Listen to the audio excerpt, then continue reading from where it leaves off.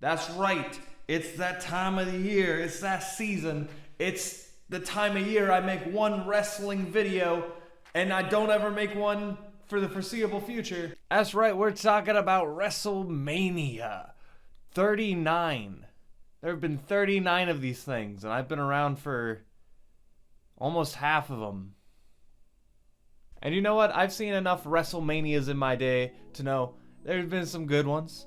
There have been some bad ones. This one was pretty good, especially night one. I love that WrestleMania is now like 2 pay-per-views. If anyone even says pay-per-views anymore.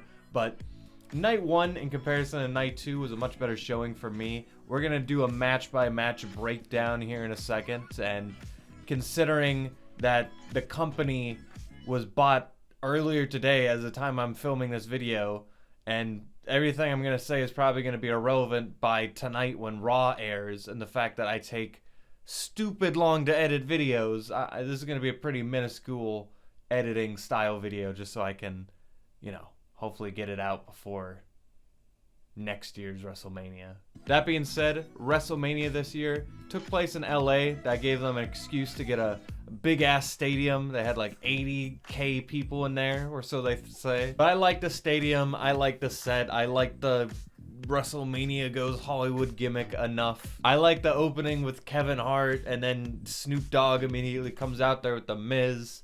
Fun time, fun segue into the first match, which is John Cena versus Austin Theory. It feels like John Cena kind of reached the pinnacle of the arc of his character already, and he just wants to like hammer home that part of the story like 10 times over. Like, he did his thing, would never lose the belt, the Superman of wrestling. Cena wins, LOL, 5 moves of doom, and then he just decided, you know what, I'm just gonna lose for the next decade and maybe people will like me.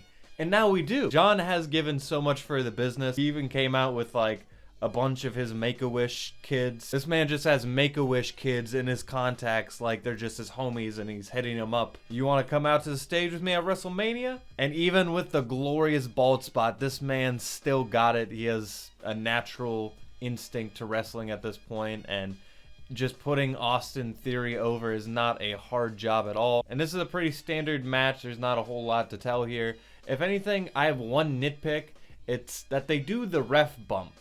And I'm fine with a couple ref bumps, but this weekend had like 5 of them. And the segue for this one is ref gets distracted, low blow, Theory wins. So Austin Theory wins, retains the US title, and WrestleMania could have started off with a big babyface win. I think John could have used that win. He's taken enough L's, and I think Austin would have been fine if he would have lost, but because John, at this point in his career, is just like, no, just let him win anyway. And with how many movies he's doing now, Cena doesn't want to do a US title run.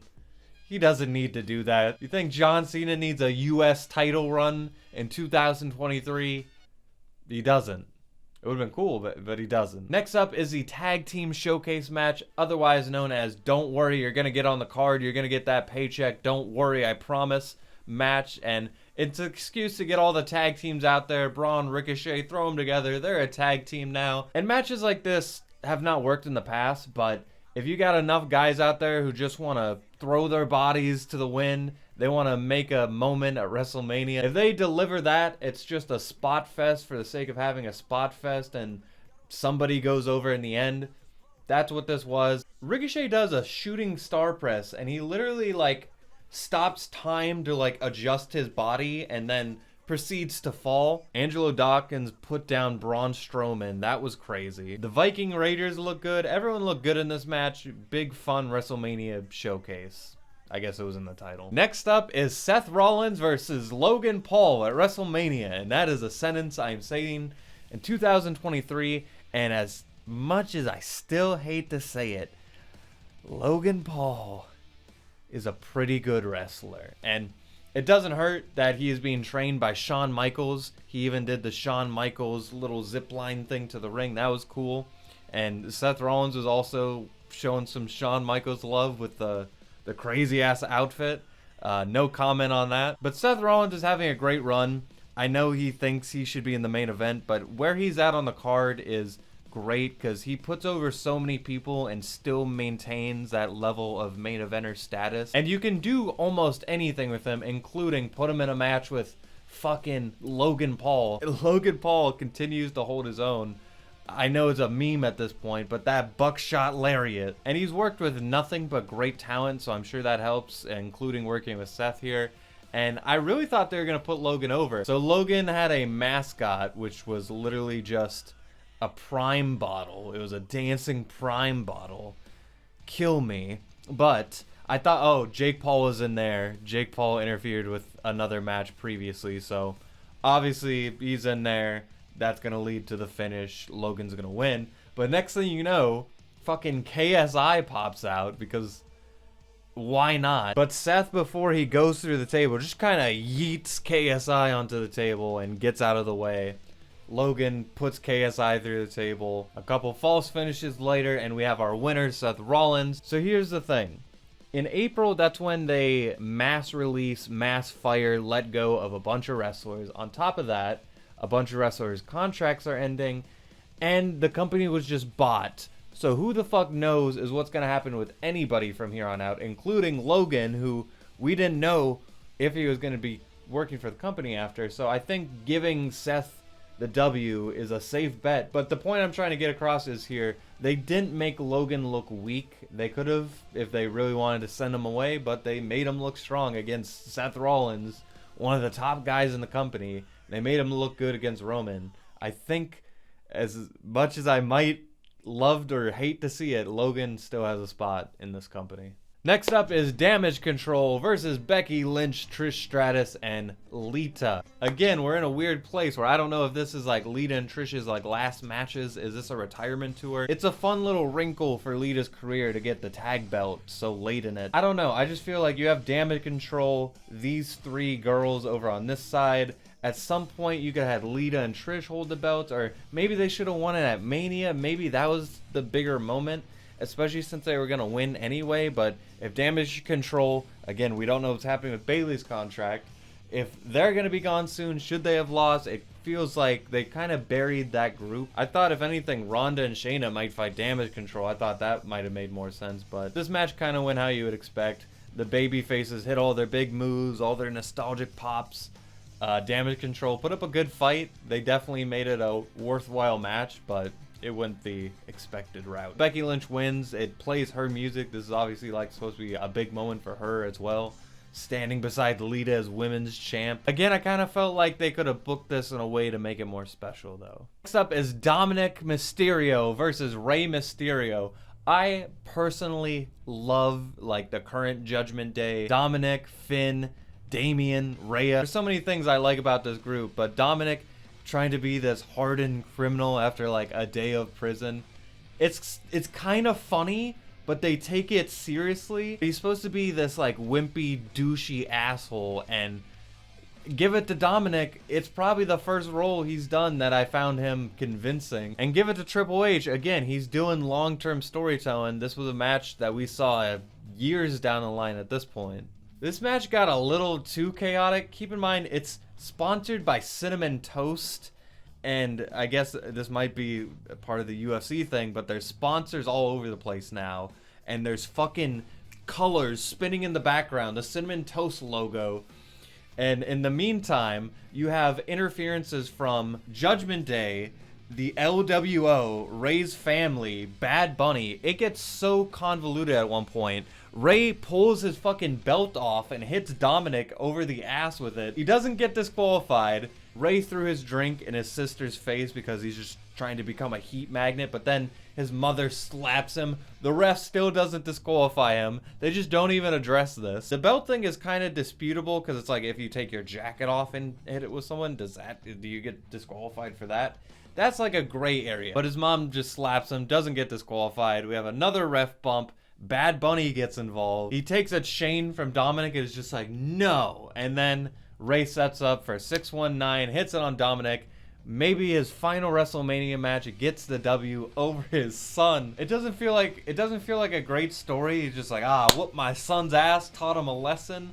I feel like there's more to it though. There's probably not even the last time we're gonna see these two fight, but for a WrestleMania outing, giving Ray his big moment. The man also had one of the best entrances, came out to Eddie's music and a lowrider with Snoop Dogg. Like, they gave Ray the ultimate red carpet treatment, Hall of Fame, wrestle your son, big entrances, made him look like $1 million. Ray was given his proper respects, and if he retires today, I think he can go down satisfied. Next up is probably my favorite match of the night, and I didn't have that much hype going into it. Rhea Ripley, fresh off of winning the Royal Rumble, challenges Charlotte Flair to her, 38th title run, I think. But as much as people want to clown on Charlotte sometimes, she is one of the most consistent A-list characters who doesn't have to change a whole lot to keep you invested. She's on top of her game as ever, and Rhea, compared to their last outing, which, keep in mind, their last outing, Rhea lost, and it was very disappointing back then, but this is what I'm talking about with wrestling, where sometimes the past can make the future brighter. Rhea looks even more confident and even more on the top of her game than last time, so now these two women, both on the top of their game, ultimate confidence on each side, looking like they've been doing this a million years. Their chemistry and styles match super well. They're both just super buff ladies, so they're just tossing each other around. I'm pretty sure Charlotte broke her nose because she's trying to be extra. She's being thrown backwards. She's like, no, I'm gonna do the full flip. Lands on her fucking nose. Carries on through the match though. The ring psychology is subtle, but I really like it. She's constantly trying to hit in that figure 8 because that's how she won last time. And there's a point where Rhea crawls under the ring ropes. Charlotte's going over top. She pulls her down and just knocks her out by hitting the ring post. Picks her up, riptide off of the top rope, gets the W. And Charlotte wakes up and kind of does something a little bit annoying. She's kind of just you got me, kid. But I don't want to make light that this is Rhea Ripley's crowning moment. This is the biggest moment of her career thus far, and she looked like $1 million. She was already a star, but now in my mind, she's one of the top players in the company. And she's just a member of the Judgment Day in her back pocket. I can't wait to see what they do with her from here. Again, I love this match. Kevin Owens and Sami Zayn versus the Usos. This is a climax. This feels like the end of a super long shonen action arc. The bloodline stuff isn't over yet or anything, but this is the culmination of a year's worth of storytelling, and it paid off beautifully. This moment potentially would have meant more if Sami was going for the world title, but winning the tag belts for the first time in a WrestleMania main event with your friend who you hadn't won those belts before and breaking a record-long streak, I don't think that's a bad trade-off. Sami and Kevin are just gritty-ass wrestlers who just come down, get business done. That's kind of been their characters for a long time. There's a moment where they put Kevin through a table and Sami is pretty much just murdered in the middle of the stage. He kicks out of moves no one's ever kicked out of, the 1D. He just gets super kick galore and he's just kicking out of all of it. He's the man who won't die. He's immortal. Usually I don't like stuff like that, but in this scenario I think it worked. I doubt he's going to be like that in any other match. I think this one moment, this one special case, they really sold me on that ending. Especially, they get the comeback. Sami does the haluva kick, and he kind of catches Jay. It's kind of him saying goodbye to that family he thought he had for a time there. And then in the second haluva kick, he is saved by his real friend, his real brother, who was Kevin. And then the third time, that little sly smile he had at the end there, gets the final haluva kick, wins. Beautiful moment to close out the night. One of those WrestleMania moments that you'll remember. One of those moments you'll always remember in the aisles of WrestleMania history. And that was just night 1. Now we have night 2. Alright, we have Omos and Brock Lesnar. I don't give a shit about this match. A character like Omos just doesn't work in the current wrestling climate unless you really do something with him and you book him smart. And Vince McMahon was not able to do that, and Triple H does not seem like he gives too much of a shit to pick up the pieces with that. So they just feed him to Brock Lesnar. It's a big moment for Brock Lesnar. Brock is on a good run though. I like, again, where he's at in the card. He's just the monster he's always been, but he's putting over acts. He's acting a lot more hurt in the ring. Putting over guys like Bobby, and even if he wins against Omos, Omos looks like $1 million because he's making Brock look like the underdog, so that makes him look good. So this was a nothing match. It didn't need to be a Mania match. It could have put this on SmackDown for all I care, but Brock continues his run. That's cool. Bobby Lashley comes down, and there was a rumor he was going to fight KSI. He's going to fight all these people. That got canceled. Who knows what's going on with Bray Wyatt? Bray Wyatt is just cursed, I swear to God. But Bobby comes out, oh, I won a trophy, you guys. It's fucking incredible. But then we have the triple threat intercontinental title match between Sheamus, Drew McIntyre, and Walter. I'll say it this once. Gunther. It just sounds so unnatural. But we've seen this match played out a couple different ways over the past couple months. It's a lot of European dudes just clubbing each other. Their chests are practically bleeding. But it's a fun time. I just feel like I've seen this match already even before I saw it. And if it was like a really distinct spot or, you know, an actual different finish that would have been memorable other than Gunther retains, then it probably would have been a little bit bigger of a deal to me. But I kind of just felt like, yep, we're solidifying Gunther. He's a big deal now, you guys. He won. But I feel like Drew or Sheamus also could have really used that moment, but c'est la vie. Because sometimes you really need that babyface win, but we did get that in the next match between Bianca and Asuka. Asuka's doing a little something different with her character. She's putting on like this killer clown makeup, and she's acting just kind of weirder than usual. They're determined to make a star out of Bianca, and it's not that she doesn't live up to it. 3 big-ass WrestleMania wins back to back to back isn't necessary for anybody. But the previous times I was rooting for Bianca, but this was the first time I really feel like Asuka could use that moment. She hasn't won at WrestleMania yet. They do another goddamn referee bump, and the timing's a little bit more off because Asuka tries to do the Tajiri mist, and the ref just sees it, but she doesn't hit it anyway, so it's like, who cares? It just kind of deflates. Like, these two do not have the chemistry that, like, Charlotte and Rhea had earlier, for instance. But I don't want to knock this match. It still feels like a WrestleMania match, but it just feels like the build, the finish, it just wasn't what I wanted from it. Okay, I've been really looking forward to this part. Let's talk about Shane McMahon. Here comes the money! There it goes. This man tore his quad, shades of his father, because the previous night, Miz fought Pat McAfee in like a segment match. I forgot to mention that. Sorry.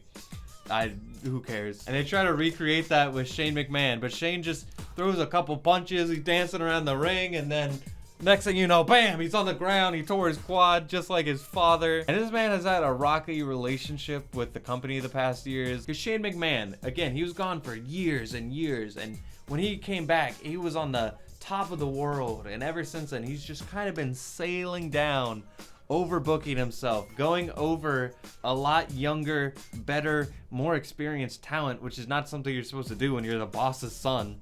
You just hit that until the Royal Rumble. If you know what happened at that event, you know that there was someone backstage who was laughing their ass off watching Shane, watching him flop around on the ground with the torn quad. And then Snoop Dogg just, I guess, puts himself in the match. Like a new foe has appeared in Smash Brothers, and he just clocks Miz, pins him. I guess it was a match. Sure.